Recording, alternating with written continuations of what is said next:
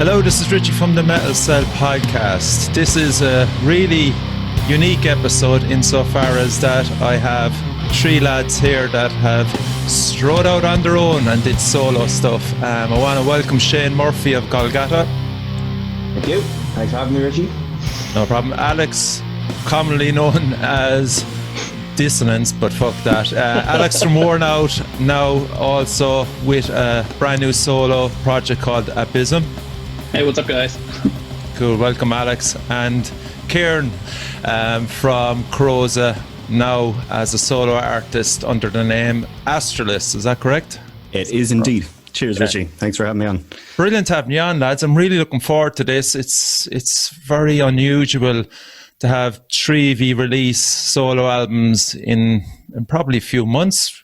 Would that be true? Yeah. Who released the first one? Was it you, Ciaran? I'd say it was probably Shane.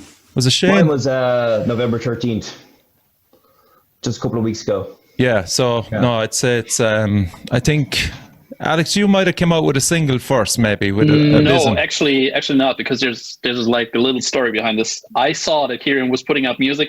I was like right away messaging him like, oh, this is so cool.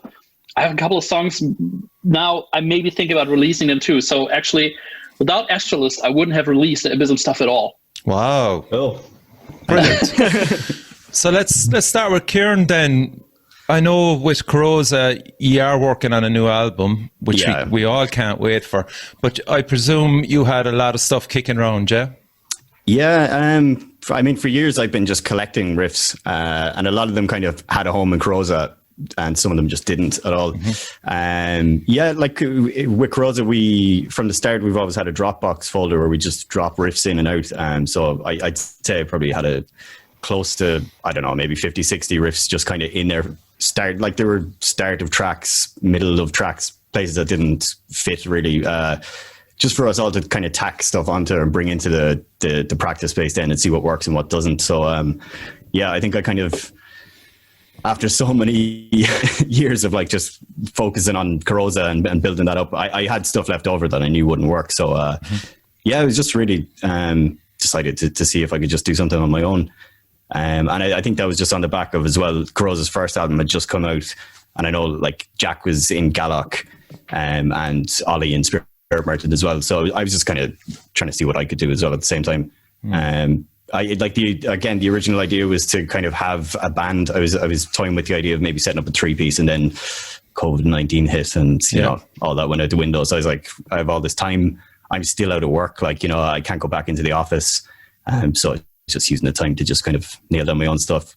What about gear? Had you to purchase any more gear for your project? Not really. Like, this microphone here for vocals, and like, you know, I've just got one of those kind of Focusrite Scarlett solo things. So yeah, I just put down the bass, guitars, everything, and then I'm sure with the lads as well, it's, you know, drum programming. So I was kind of playing with a few different things like Easy Drummer, and I was using like Guitar Rig, and kind of moved on now to Amplitude and stuff like that. So there's like a whole mix of kind of different things I was playing with, and all trial and error. And again, that's why I kind of put demo on the end of it, because I didn't know how it was going to turn out, or if people were going to like it or not. So, you know, so it was fairly well received anyway. So it's always a bonus when that happens. I was only writing this stuff for myself, really. Yeah, we'll get back to the tracks in a minute. I just want to kind of just establish how you all got into going down the solo project route. Alex, Worn Out, are like everybody else stuck? Yeah, like this was a situation like I think every band in Ireland is on, or worldwide is on. We have an EP finished. It's done. It's like we're just waiting to release it. And by the beginning of this year, we started to write for a follow-up. Then COVID hit, and we have like approximately material for a new EP even done by now. But since the first one that we recorded hasn't even released yet, we just said, look, we cannot progress right now because we want the first EP to be out. Then COVID hit, we couldn't practice at all. I was stuck at home like everyone else, and then I would just started like compiling some riffs that I thought were maybe too different from the stuff that I was doing in Worn Out. then just like, and it all started out as a joke too. How can I write the most simple but crushing music you can think of? And again, had you ever produced stuff yourself before? Yeah, like with the old bands, I produced a record for my old band, well, co-produced. So I have a little bit of experience, but I wouldn't, by no means would I call myself like a pro or anything. It's just like, I know what I want to hear, but I don't know any of the technical terms. Had you much people to turn to, we'll say, if you got stuck in various parts of the recording, or again, just figuring out yourself? Actually, no. I really wrote and recorded everything on my own. And I wanted it to be this way. I wanted it to be like an expression of how I felt at this time. Like the whole EP was written within a span of 3 weeks. And then, like I said, I never planned on releasing it at all. It was just like, okay, I have this out of my system now, I can like focus on new worn out stuff. Brilliant. Now, Shane, you're the unusual part of the whole equation insofar as, I don't know, I think you can definitely fit in with the metal crowd, but then again, it's a bit diverse, obviously. Just maybe go through your process, first of all, in recording, and we'll just talk about then how you settled on Golgotha, because I know there was another band before that, which was yourself again. Yes. So I've been on my own for 7 years at this point anyway. But yeah, like, I mean, much like the other guys and the kind of what Alex was alluding to, a lot of it is trial and error, you know. At the end of the day, the music I make is basically the music I want to hear, you know. I mean, with the likes of this Golgotha project, it was probably the first time I've done a project where I have a bit of an identity, you know. The previous project I did, which I did from about 2013 to about 2019, at the start of 2019, it was kind of more, again, a lot of trial and error, but also just making something. It wasn't even in a specific genre. It was just basically making something for the sake of making it, you know. In terms of Golgotha, yeah, I wanted a bit of a more of an identity. And when it actually comes to the actual recording of things, again, it's literally just, again, I don't ever claim to be a technical expert or anything like that. A lot of it is, again, a back catalogue of stuff I would have had from a previous project. And again, there could be, you know, a back catalogue of melodies, drum beats, which sound good to me, but might not quite fit that style. But with the new EP, for example, that's kind of stemming, I think, from the debut album I did in May. It's kind of a lot of stuff, I think, that didn't make the album that I decided, you know, doesn't quite fit, or maybe the album's going to be too long. So I decided to do a bit of an EP off the back of it, you know. In terms of the recording anyway, like I use a good variety of softwares. For this latest album on the EP, I was using FL Studio primarily, which is obviously an audio workstation software tool. In terms of the actual instruments I use, again, it's a lot of different kind of mad stuff. You know, we have a lot of different, I'm big into my gadgets and stuff. So like I have a lot of different types of little mini synths and stuff. Anything from Korg to Yamahas to Teenage Engineering stuff, you know, just a lot of variety stuff. But in terms of recording, it's all done by myself. I've never suck out anyone else to come and help me. It's all just, you know, DIY kind of stuff, you know. So again, I won't ever claim to be an expert, but it's just all done by myself, you know. Cool. And I suppose how you came to a lot of our attention was probably the use of Kelvin Dorn for your merch. Yeah, you immediately floated into our sites then, obviously. Yeah, I mean, Kelvin, again, I can't even remember when I first came across Kelvin's work. I have a feeling it was around the time he did some work for Mastodon when they were coming to play in Dublin. I remember seeing a piece of work he did and I thought it was unbelievable when I saw it. And I kind of had in the back of my head that I wanted to start this project at that point. So when I was in the previous work I was doing, I always did my own artwork, and it was cack. It was rubbish, you know, absolute crap, amateur hour, you know. So when I saw his piece of work, it stuck with me, and I kind of thought, when I'm going to do this, I might reach out to him and see. You know, at that point, I literally had no idea who he was. I just knew he was this guy who did work for Mastodon, so I thought he was some, you know, absolute huge star, big shot that did all the big bands, you know. Again, he said he's done all my work now. He's done 3 pieces of work now, and I must say they're getting better and better. I think, you know, not to toot my own horn. Again, it's his work. You know, it's very proud to be, you know, to have him on board as well, and the work he's doing is unbelievable. But it's, Do you have much influence in the concept and design in relation to Golgotha? Like, obviously, when we did the first piece, the self-titled EP last year, you know, I don't go into too much detail. I think based on his work, I trust him, you know. So I literally give Kelvin, I usually send him, you know, all the tracks. I might send him a brief outline of, you know, maybe this is kind of the idea, a route I wanted to go down with.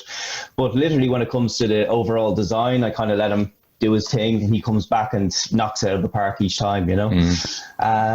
But it is kind of an odd one, you know what I mean? Again, even when I was approaching Kelvin, I was like, well, I know he obviously primarily would go into the metal kind of realm, you know, and maybe I'm, you know, coming in from a dark synth kind of, you know, will he be interested? Will he be bothered? You know, but I think it's kind of getting smaller and smaller. You know what I mean? I think if you go to any kind of dark synth or synthwave concert, the likes of Perturbator, Carpenter Brute, for example, who played Dublin a couple of times, it's all metalheads, you know, they're all metalheads that are there, you know? Yeah.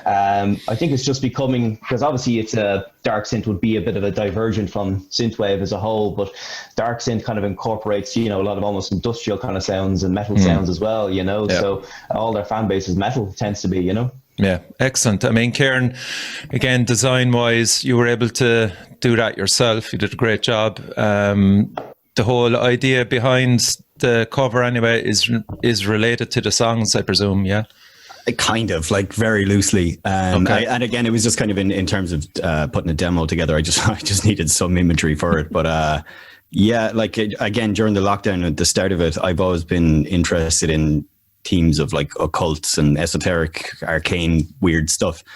So I just started reading a lot on kind of hermetics, and all this kind of mad stuff went down the route of like all these occult writers and imagery and stuff like that. So yeah, I just kind of picked out some basic, simple kind of shapes and overlaid them over kind of like the whole name Astralist doesn't make any sense. I think after I had named it, I did a Google for it, which I should have done first. I think there's like some World of Warcraft association or something like that.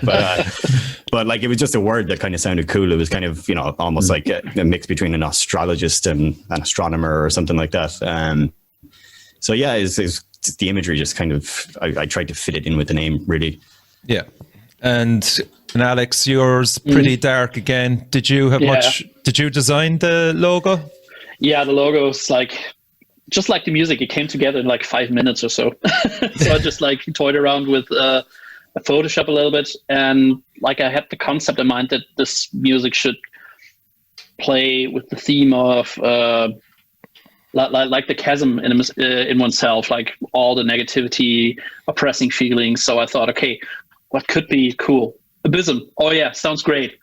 Let's just put it in Photoshop, like toy around with it a little bit. And yeah, first try, and I thought, okay, this is just perfect. And how did you find then Charlotte of Black Moth? I have a friend in a band who worked with him a couple of times in the past, and I really just like the aesthetics that he has. Just so much you can read into that. And since the music at that point, I know wouldn't have any lyrics at all, I thought it would be cool if to give a layer of interpretation to the music. So I just messaged him, and right away he was like, yeah, I'm on it. It was like the shortest messages you could imagine. And he sent back, it's like, thank you. Okay. then he just worked on the music video. 4 weeks later, he's like, the video is done. Send me a link. Thank you. That's everything that he said to me. And I'm like, okay. Clicked on the video, opened it up. I was like, okay, this is actually perfect for the music. Cool. And that was for Grim Reminder. Yeah, for a Grim Reminder for the title track. And where's he based? He's in Poland, based in Poland. Yeah. Okay, we'll have a listen to it. A small listen to a Grim Reminder, and see what you think.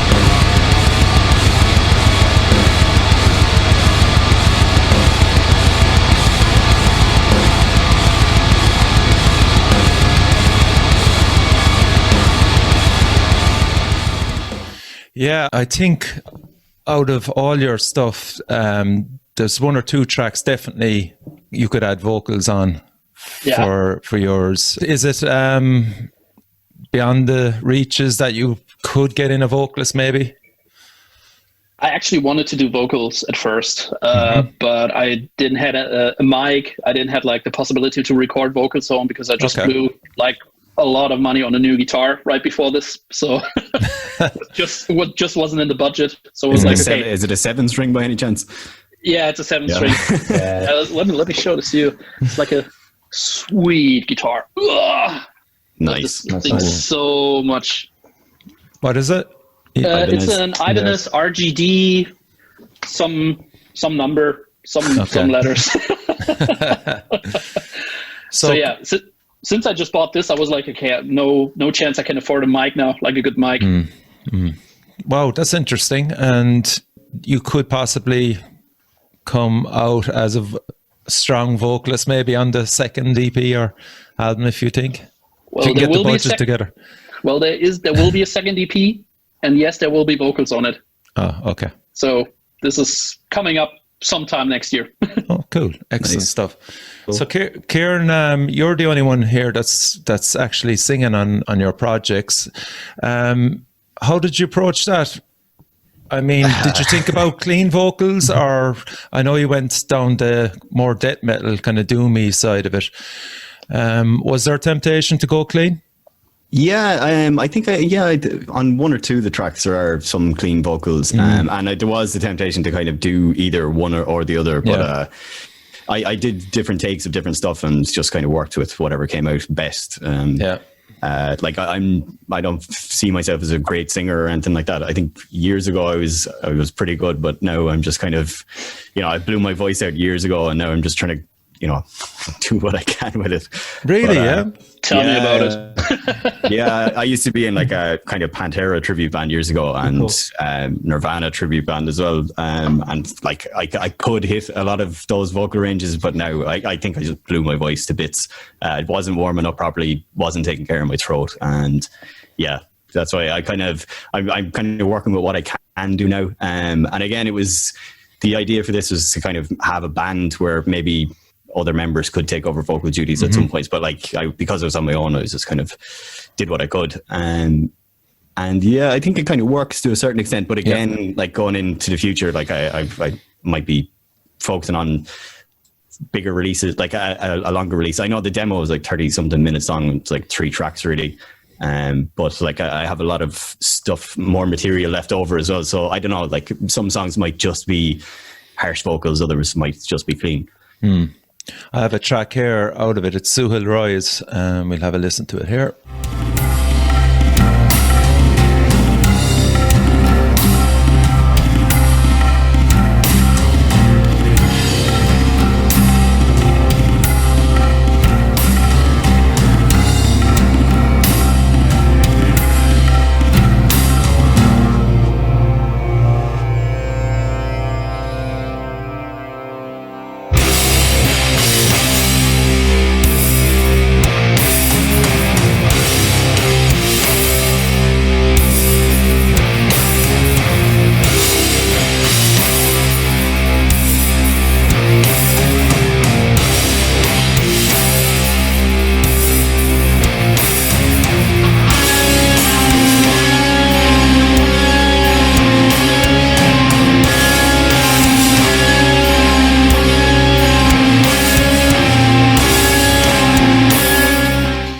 Yeah, that was fantastic. And I loved the whole way, right through that EP, Ciaran, the way you have the nice acoustic guitar intros in a lot of them, and the sound is fantastic as well.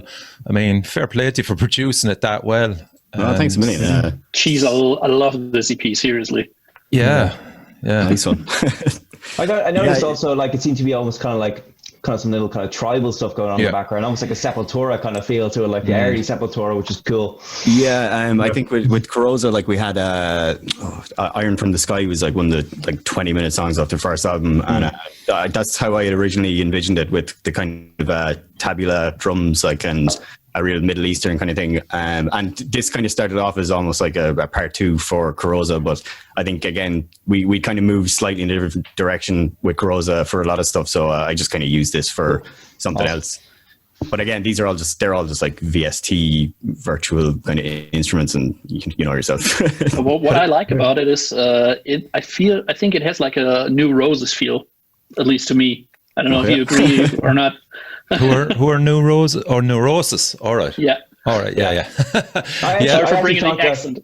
I actually thought that about yours, Alex. I thought there was kind of a little hint of Neurosis, but I also felt a little hint of Deftones, kind of Mascara, and what's the other song? Birthmark from kind of early Deftones. Just a little bit with the guitar. I thought it was really cool. Yeah, like Deftones are a major influence on me. I mean, I did a couple of Deftones covers with the guys from Baylor and cool. That was cool, I forget the name now. Yeah. Yeah. And Shane, do you play guitar yourself? Yeah. Sadly, no. I used to, again, when I was in school and kind of in my teens, I was in a few bands, all right, and I primarily did bass and singing as well. But kind of like what Ciaran was saying, my voice, I'm not saying Ciaran's voice is gone, my voice is gone 100%, so that's why there's no vocals on my tracks, to 0. Okay. But guitar, yeah, like, I mean, I can play a little bit here and there, but sadly no, and I thought that's why I'm better off, you know, pushing a couple of buttons and a few keys and hopefully you can sound that way, you know.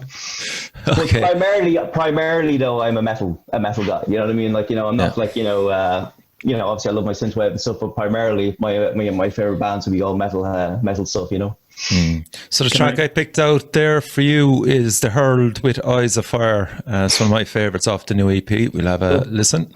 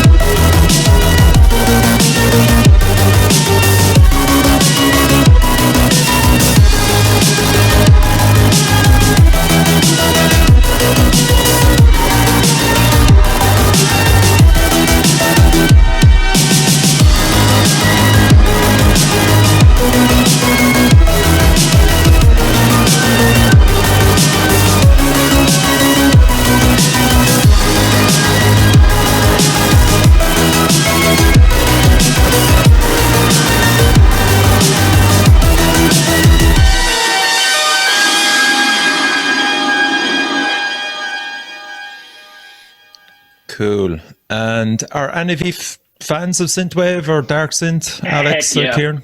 Yeah, absolutely. I amn't, but like I love this. And like I heard of you first. Again, it was because like I do a lot of kind of design work for bands and stuff. I'm always checking in on Debulga design and Serpent Tusk and stuff. That's how I came across Golgotha as well, like your first one. And I'm not gonna lie, the first time I heard it, my brain kind of did like a somersault. I was like, what am I listening to? Like, but in like, a good way. 100% in a good way. But it literally took my brain about 30 seconds to figure out what I was listening to. I was like, the drums are 100% heavy metal, but then I was like the synths, and I'm not sure if you ever listened to an artist, Lorne. Oh, I love Lorne. I'm on such a big Lorne run right now. Lorne is like one of my favorite musicians. Yeah. Like a lot of passages in your songs that remind me of his. It just the use of like specific like bass synths and stuff like that is like really powerful. I love that kind of stuff.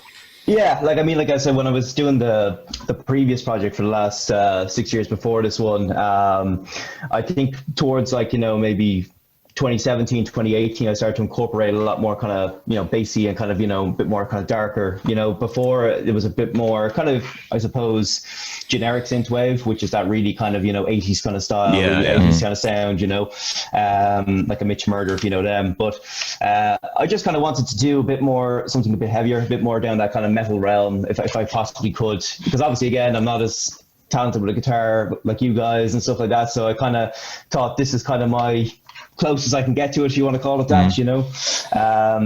But yeah, like, I mean, thanks for the kind words. Cool that you checked out the first EP as well, because I don't think people have checked out that one as much. Kind of gets forgotten about at times. I'm actually really proud of that first one as well.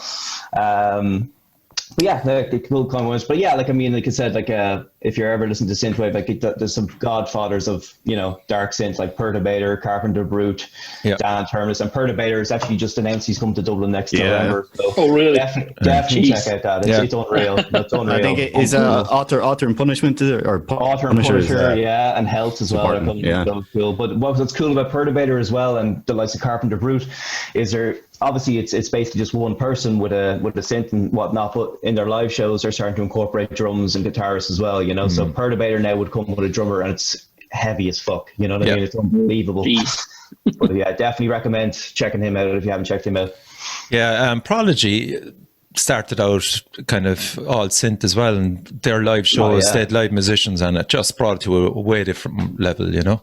Like, I mean, a lot of this music as well is still influenced by the likes of a Prodigy, and influenced by the likes of Daft Punk as well. Some people might not think it, but obviously I hear Rammstein in there as well. Yeah, Rammstein are one of my favorites as well. You know what I mean? Their live shows are ridiculous. I saw them in Prague last year. It was just like Cirque du Soleil for metal. It was fantastic, you know.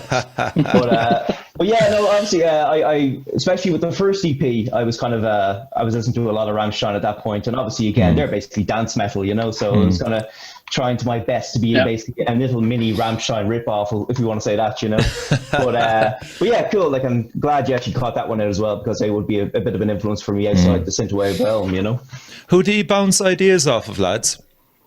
When we'll say you think you've a song finished, is there my poor wife. Yeah, I was going to say the same. My fiance would be a big one, and a shout out to there's a good friend of mine, Ciaran Trainer. He's actually a writer. He directs plays, he writes plays, and he's an actor. So whenever, and obviously because it's purely kind of, it will say instrumental. There's obviously it's hard to come up with song titles at times, you know. Obviously there's a certain image I have in my head, but it's good to kind of bounce ideas off the likes of him, because he's obviously very creative mind, you know. So he's a go-to person, and as well as my fiance as well. But yeah, definitely those two. I know, for Alex, you sent one on to me anyway. It was great. Yeah, I think you were one of the first person that I sent something and was like, hey, maybe you like this. So Brian, also like the bass player from Warnout, I sent him like everything, and like his feedback was just invaluable to me. And he's also like, he's really involved, and he's really techy when it comes to production stuff, so he can like give me really good advice on stuff that I don't understand. Yeah. Yeah. And like, also, I mean, it's not beyond the realms of possibility as well that further down the line you could actually branch out and do soundtracks and a few other projects for other people as well, you know. I know you're only creatively dipping your toes into this at the moment, but have you all thought about that? Yeah, that friend of mine, Ciaran, as well, he actually just released a short film about a month or two ago, and I did the score for it. Okay, nice. And that's actually something I'm working on at the moment, is with this EP being released, I'm kind of putting Golgotha on the back foot a little bit, and I'm starting to do, in the middle of writing, almost we'll say an unofficial Blade Runner soundtrack, we'll call it. You know, so nice. It's a bit more kind of ambient, a bit more kind of soundscape. You know, you might have the odd piece here and there, which is a bit more, you know, bit more kind of down the Golgotha kind of style, but primarily it'll be a bit more kind of atmospheric and cinematic. Excellent. Ciaran, what about you? Not so much, no. Yeah. But like in terms of, I don't know, like like you say, when you don't have people to bounce things off as much as, like, you know, when you're in a band, it's kind of you're throwing ideas at each other and seeing what works and what doesn't. Like I did show the lads in Croza a few things while I was doing it. One of the songs I had originally panned for this release, like for release as Astralist, ended up like is going to be on the Croza second album, because I showed it to Ollie and he was like, "There's no way you're using that yourself." So we worked on that, you know, like, and shaped it into a Croza song. Like, it was more or less done, but we just put bells and whistles on it. But yeah, I think the way it diverges from Croza is that like Croza is a mixed bag of stuff anyway, genre wise, within metal, and it's kind of the same as this, but like I didn't go into it saying I'm going to sound like this band or that band or whatever. I literally just wrote the songs that I wanted to hear. So there's mixes of like, I don't know, post metal, small elements of black metal, death metal-y kind of things, doom metal, whatever, atmospheric, progressive, whatever you want to call it. So I left it kind of open. So like the use of acoustic parts as well. I'd love to just do an acoustic EP or something, or like even a psych one or something like that, you know. So I left it very open in that regard to just kind of maybe branch off. And who knows, like I might just do an instrumental album or something as well, like or EP or something. Yeah, I think I wouldn't be the only one saying this. We loved the acoustic part of your EP. You could definitely, as I said, branch out there and have a female vocal on it. Yeah. And again, like with that stuff, that happened at the start of lockdown. You know, there was like restrictions imposed with like travel distances. So I found a forest near my house that I used to just go during the day. And I actually, like all those birds and stuff in the water you hear is like a river running through the forest. I did a lot of field recordings for it. So wow, fantastic. I really enjoyed that, actually. I thought it was actually, you downloaded it. No, that's actually really cool. The end of the first track is out the crows and stuff. Like I was underneath, there was like a ton of crow's nests in trees and stuff. So I just recorded all them just for the outro of that track. So a lot of it was just kind of field recordings and stuff as well. Brilliant. Alex, you sent it off to be mastered to a mate of yours, is it, Simon? Yeah, that's right. Simon, he's the guitar player from Nightmare, and like I've been friends with him for a really, really long time. Sent him one song even before releasing it, was like, this is actually really cool. He asked me, look, if you're ever looking for someone to master it, maybe put it out, just think of me. So when I had the whole EP done, just send it to him. And took it from there. And this was actually like a really, really, really good choice because the whole thing blew up a little bit after this. Like within the first week of this being on Bandcamp, I sold quite a lot of EPs and was surprised because I didn't advertise it like this much. About 1,000 plays over one weekend. I was like, okay, yeah. And then I found out that some Russian YouTube channels started to re-upload the EP. So like if you type in Abysm, a Grim Reminder, you will find several uploads from different channels. What the hell? Can I just say actually as well, sorry, jump in, lads, the whole time. One of the most vicious guitar sounds, like your tone is just fucking excellent. Like thanks, man. It's that's all it is vicious. Like it's I think that's what like you showed it to me like when you were going to put it out, and immediately like it's just like you get punched in the face, and it's kind of that's what makes you want to stay and listen to the rest of it. It's like Jesus, it's like a tidal wave of it's like a wall of sound that just like hits you thanks, right away. Yeah, really, really same. good. I kind of felt that like it's like the world was ending or something, you know, in a good way, you know, in a very good way. But unbelievable crush and power, unbelievable. Thanks so much, guys. And really, this is interesting now insofar as trying to get an audience for you so you can reach out to as many people as you can. What are your own opinions on it first before I just throw in my spiel on it? Maybe you, Shane, first. It's interesting with you. You are actually hard to find on Spotify. Are you even on it? There's a few Golgothas. I'll tell you now, I'm not on it. So my previous project there was, but and my previous project I'm probably still on Bandcamp as well for that old stuff. But with the new stuff, no. I wouldn't say it was an active choice or whatever. I just decided not to do it. It's not like I won't do it. Just for the time being, I just decided, I release it for free. I just put it up on that random little mini site I created. But I think I will eventually put it up on Spotify. But in terms of finding an audience, I suppose it's at times it's a bit of a niche thing, you know.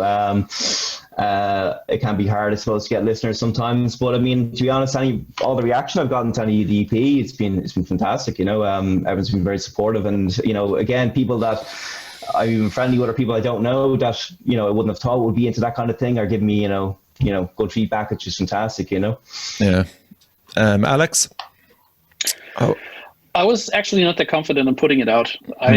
Like I said before, I just wanted to be recorded and then just like put it somewhere in a folder on my computer way back where I never touch it again. And then Ciaran was putting out his stuff and I was like, this is really cool. And he had like the approach, I actually didn't want to put my name on it. So I thought, you know what? Maybe I just try it. Maybe someone likes it. If no one likes it, that's fine. Still, like, put it out. Still, like, 2 or 3 people listen to it. And I didn't advertise it at all, like nowhere or barely, like just in a couple of groups, I think. But I was surprised how good the reception was. I was surprised how many people messaged me, actually, and like I said, re-uploaded the stuff. So this gave me a little bit of confidence. And yeah, again, without Ciaran, I wouldn't have done it at all. That's not true. That's not true. That's true. The power was in you all along. Ciaran? Yeah, I was like Alex just said there. Like, I was the exact same. I suffer from a lot of kind of self-confidence, not issues or whatever. It's just I didn't think it was good enough for people to want to hear or whatever. Like, again, I think, like, not to speak for the 3 of us here, but it sounds like we kind of do this as a cathartic thing anyway. It's trying to release something. It's like something in you just got to get out. Like, and that's all I did it for. And I think I did float the idea. I was like toying with it for ages, and I was like, all right, I am going to release it, but I wasn't going to put it out under my own name. And one of the reasons was just because I don't know, I just wanted to see how it would be received on its own. And then the other one was just like, I didn't want anyone to think, oh, here's another Corrosa offshoot of, like, you know, they'd immediately either, you know, if someone liked Corrosa or didn't like Corrosa, they'd have an opinion going into it, whereas I just wanted them not to. But I think by the time Alex released his as well, you know, the jig was kind of up. It was like people were reading comments and they're like, oh, he said he's going to release something. He said, it's like, all right, yeah, might as well just put my name on it. But I kind of stand behind it anyways. But like the idea was that I was going to just put it out and just see who'd say what about it. But yeah. Do you find it difficult, as you said yourselves, like, there's a lot of it's about self-confidence and stuff. Do you find it difficult to push your stuff out on social media, where to target? And is it a case of, do you actually think, Jesus, I'm actually pestering people with this? You know, is it up too long? Do you think, like, what's the thought process with you on that? It is not so much for you, Shane, but for the other 2 lads, it is probably new for you to try and push something towards people. Like, in my actual band, Worn Out, it's always Evan, like, doing all the stuff, like pushing everything, posting everything. And I never feel comfortable doing this on my own because I don't want to be like the person, oh, listen to my band, listen to my project. Oh, do you like it? Come on, listen to it. I always think, like, if someone wants to listen to it, he'll listen to it. And if not, I don't want to pressure someone into it, you know? So, yeah. See, yeah. Ciaran? Yeah, the exact same as that. It's kind of like, I put it out there. And I think that a lot of the times it really depends on what you're posting, when you're posting it, and like what time you're posting it and all that. I think the Facebook algorithm sucks a lot of the time. Like, you know, you could put out something and it just never gets seen. And if it does get seen, it's like by 2 people or whatever, you know. But again, it was never about that for me. Like, one of the kind of main things that we have in Corrosa as well is that we've always said that we're only going to write music for ourselves and we're not going to care what anyone thinks about it. Like, as simple as that. If someone else enjoys what you do, it's always a bonus. Like, and if you put enough passion into what you do and you love doing it that much, someone is going to like it. That's the ethos we've always had. So I went into this with the exact same thing. It's like, if people like it, they do, and if they don't, no skin off my back, you know. Yeah. And with the Metal Cell, then it's that's why I'm here, because I see you releasing this and I'm going, fucking hell, these lads can only get so far.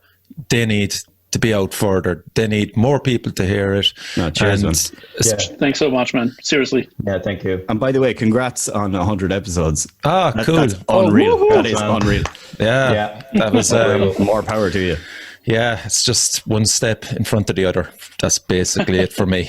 not look back. No, but you're doing a phenomenal job. You know, like you've had like people from all over the place, like, on talking about every project. You know, like, it's just brilliant. It's an unbelievable kind of outlet for bands to be able to come on and talk about stuff. Yeah, and that's the whole purpose. Yeah. And I think the Metal Cell podcast is probably one of the most important, like, in my opinion, most important podcasts for heavy music in Ireland. Yeah. Like, completely. seriously. So thanks for everything you do for small bands, for doing everything you do for Irish bands. Like, we really appreciate it. Yeah, seriously. and that's the sole purpose of it, lads. I mean, I came across Shane and I was just going, Jesus Christ, this guy's fucking talented, but where's his audience? Who's finding him? Is anybody finding, you know? I must agree, like, with the lads. Like, I think, and that's a big thank you to yourself, Richie. Like, I mean, I think you'd be one of my main supporters and backers, you know what I mean? So I really appreciate it. Like, because again, it is kind of tough, especially with this type of music. It's a bit niche, so it's hard to get the right audience. And I know there's always the blend between metal and this type of music is shortening, you know? So I knew, like, you know, kind of metal fans would kind of like this music, you know? So I think it was Kelvin who told me about yourself, you know what I mean, about a year ago, you know, and told me to send that EP to you. And right from that point on, you've been a constant supporter, and it's been amazing. Again, thanks so much. Yeah, and Jake as well from Elder Druid. I got Jake into you as well. Yeah, no, but me and Jake, you know, the odd time send a few messages back and forth here and there now, and yeah, what's great about the Metal Cell podcast for me is as well, it's maybe I don't do too much, like, you know, I'm not really touring or anything like that, or I suppose my exposure to the Irish kind of metal scene kind of, you know, wavered here and there, you know, so it's given me, you know, the chance to basically find the likes of these guys, the likes of Worn Out, Corrosa, Elder Druid, Grey Stag, you know, again, I wouldn't have. Again, I'm not saying I wouldn't have never heard you guys, but again, Metal Cell really helped in bringing that to my attention. And again, the talent pool in this island is unbelievable. Like, it's unbelievable. Like, you know what I mean? Again, like, I mean, again, it could be just a thing, just find the right audience. Because again, it's like, you know, the likes of Corrosa and Worn Out, it's as good as I hear in America. Like, you know, Worn Out to me sound like almost like a bit like Every Time I Die or Cancer Bats, that kind of a vibe.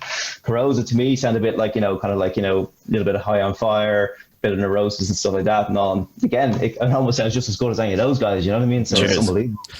Yeah, it's a brilliant scene that we're part of, and 2021 should just see us flooded with new releases. Oh, yeah. You know? Big time. Can I actually ask you, Shane, are you able to play live? Like, as in, do you have an idea of a setup of that, or would you be able to do it? Yeah, like it's a question I get asked a lot, actually, because I haven't done it to date in this kind of style. Even with the old project, I never did. I mean, there's a few Irish synthwave acts out there, for example, who are doing it. There's I don't know if you've heard the likes of Craven or Surgery Head up in the north. They'd be probably two of the leaders in this country.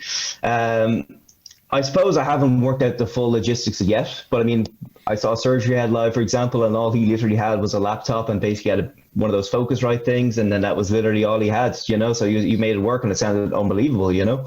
Craven the same, he literally just had one synth, he had his laptop, whatever other technology he had there as well, and unbelievable sound, you know what I mean? So at the moment, again, I'm getting more of the itch.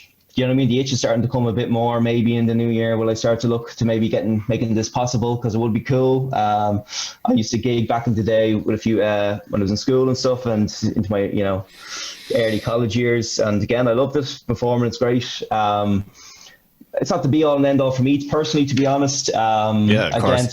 Sometimes I don't like being the focal point at times. You know, I kind of like just being the audience, rather than being the main person on stage. You know.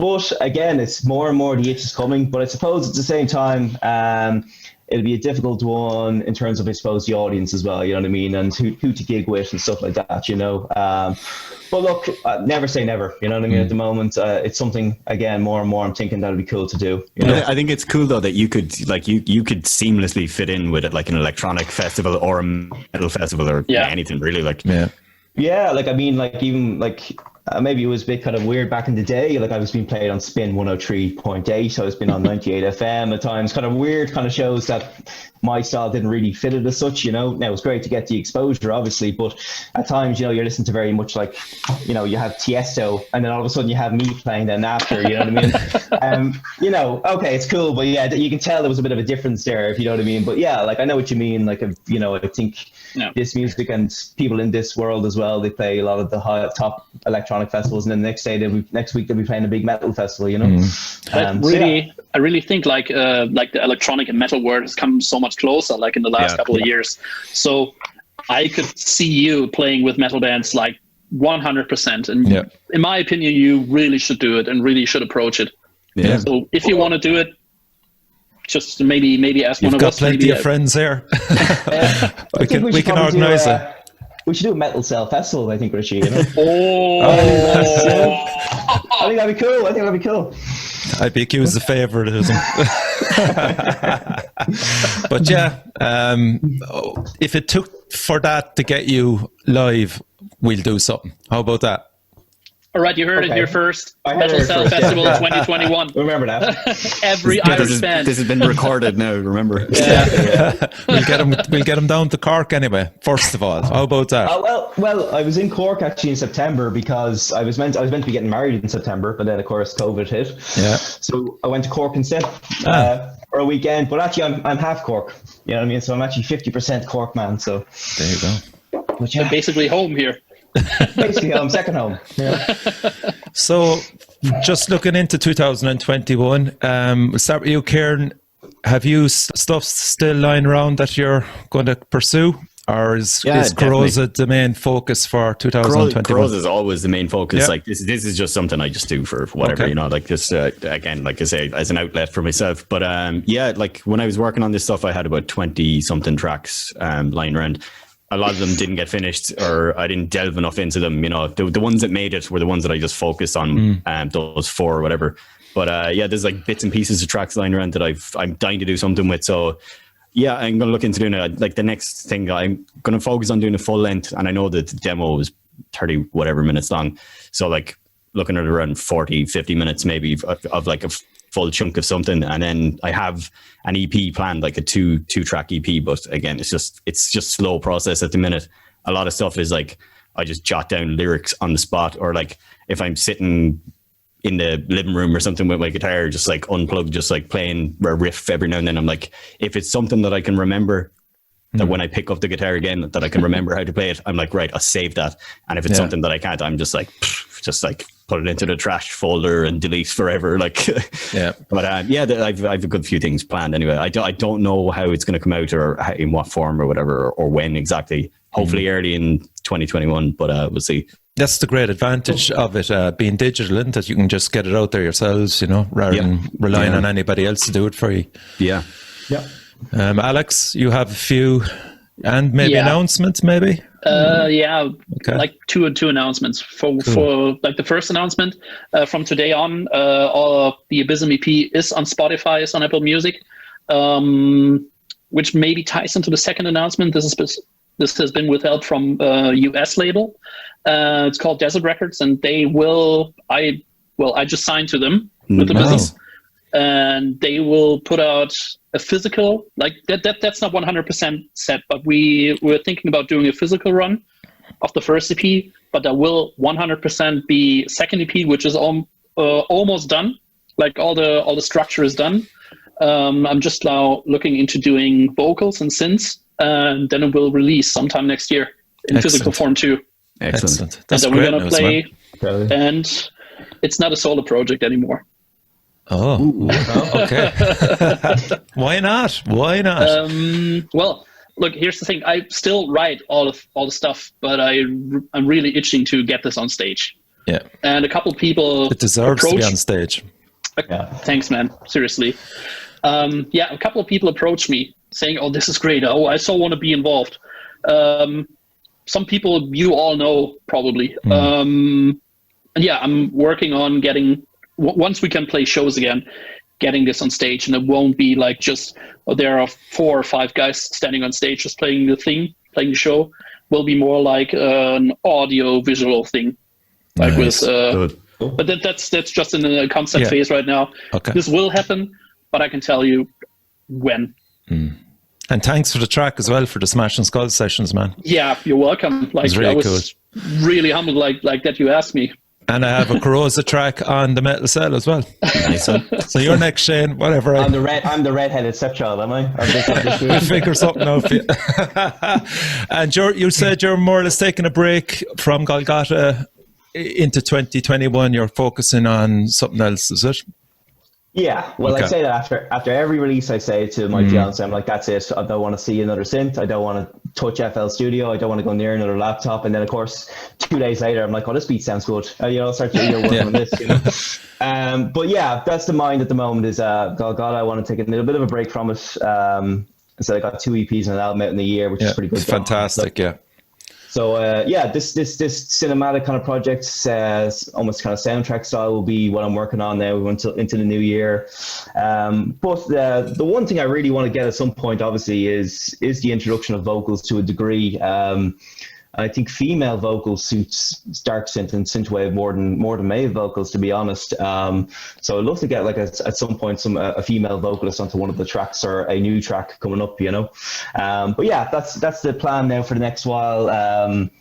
I don't know about the likes of artwork and stuff. I might give it a go myself again and see what I can come up with. But if not, I might have to rely on the likes of Kelvin again or Ciaran. Maybe we'll see. Yeah, hit me up. We'll see what we do. But yeah, that's the plan anyway going into the new year. Lads, it's been brilliant having you on. The power of creativity through all this shit, and you managed to get out fantastic releases this year. Absolute respect, and I really hope 2021 will be as successful for you. And as I said, maybe a live date or two for maybe 1 or 2 of you anyway would certainly be welcome down here anyway. Yeah. Awesome. So Working on it. So thanks, lads, for coming on. If you're a fan of the show, be sure to subscribe to the Metal Cell on the podcast and on YouTube. You've been listening to Shane from Golgotha, Alex from Abysm, and Ciaran from the Astralist. Thanks, lads. Cheers. Cheers. Thanks a million. Thank you, guys.